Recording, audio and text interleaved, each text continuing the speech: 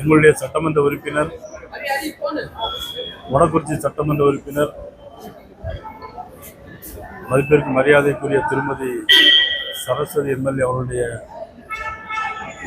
புதல்வி காலமானதை தொடர்ந்து அவர்களுக்கு ஆழ்ந்த இரங்கலையும் அனுதாபத்தையும் தெரிவித்துக் கொள்வதற்காக இங்கே நாங்கள் வந்திருக்கிறோம். அவர்களை இழந்து வாடும் அவருடைய குடும்பத்தார் அனைவரும் எங்களுடைய வருத்தத்தை தெரிவித்துக் கொள்கிறோம். அன்னாருடைய ஆன்மா சாந்தியடைய இறைவனை வேண்டுகிறேன்.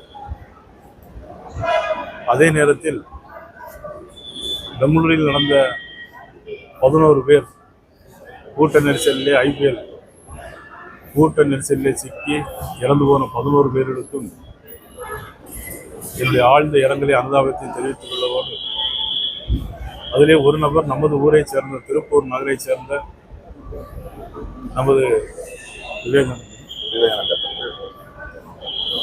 காமாட்சி அவர்கள் இறந்திருக்கிறார்கள். மிகவும் வருத்தமும் வேதனைக்குரிய செய்தியாக அமைந்திருக்கிறது. கர்நாடகா மாநிலத்தில் ஆளுங்கட்சியை சேர்ந்தவர்கள் சரியான முறையில் ஏற்பாடு செய்யாத விளைவாக 11 பேர் இன்றைக்கு பணிபுரிகிறார்கள்.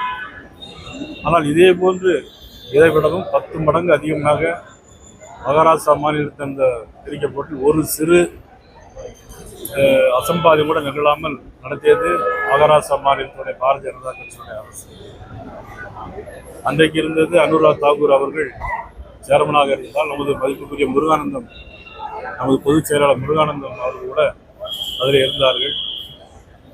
அது ஒரு அரசாங்கம் இந்த மாதிரி நிகழ்வுகள் நடத்தும் போது அது பாதுகாப்போடு நடத்த வேண்டும் என்று இந்த நேரத்தில் உங்கள் வாயிலாக நான் கேட்டுக்கொள்வதோடு, தமிழக அரசாங்கத்தை பொறுத்த மட்டிலும் அதே மாதிரி சட்ட ஒழுங்கு எங்கேயுமே சரியில்லை. தருமபுரி மாவட்டத்தில் SP அலுவலகத்துக்கு புகார் கொடுக்க சென்றவர் ஒரு விவசாயி அவருடைய பிரச்சனை காரணமாக மனு கொடுக்க போக மனு வாங்கவில்லை. மனு வாங்காமல் அவர் தீக்குளிக்க முயன்றிருக்கிறார். ஆஸ்பத்திரியில் அனுமதியில் இருக்கிறார். ராஜா தோப்பு என்பவர் சேர்ந்தவர். அவருக்கும் அரசாங்கம் உரிய செலவுகளையும் அவருக்கு அந்த உதவித்தொகையும் வழங்க வேண்டும் என்று நான் கேட்டுக்கொள்கிறேன். விவசாயிகளை பொறுத்த மட்டில் இந்த திமுக அரசு வஞ்சிக்கிறது. காவிரி டெல்டா பகுதியை பொறுத்த மட்டிலும் டெல்டா விவசாயிகள் தமிழ்நாடு கூட்டுறவு சொசைட்டி மூலமாக நெல் கொள்முதல் செய்யும் போது கிட்டத்தட்ட 300-400 கோடி ரூபாய்க்கு மேலே அந்த நெல் கொள்முதல் பணம் வழங்கவில்லை இன்று வரையிலும். அதில் அந்த விவசாய சங்கத்தை சேர்ந்த PR பாண்டியன் அவர்கள் ஏற்கனவே மனு கொடுத்திருக்கிறார்கள். அதாவது இது திமுக அரசாங்கம் எதுக்கோ கார்ப்பரேட் கம்பெனிக்கு கைகோர்த்து விட்டு விவசாயிகளை வஞ்சிப்பதாக சொல்லியிருக்கிறார்கள்.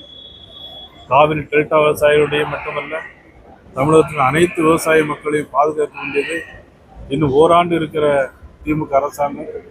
ஓராண்டு இருக்கும்போது 1 மாதம் இருந்தாலும் அவர்கள் இருக்கிற காலமுறையிலும் இந்த அரசாங்கம் விவசாயிகளுக்கு உதவி செய்ய வேண்டும் என்று இந்த நேரத்தில் நான் கேட்டுக்கொள்கிறேன்.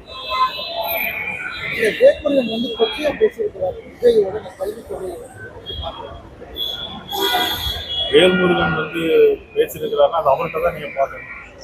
என்னை பொறுத்தவரையில் யாரையும் தரக்கலாமல் பேசக்கூடாது என்பதுதான் எங்களுடைய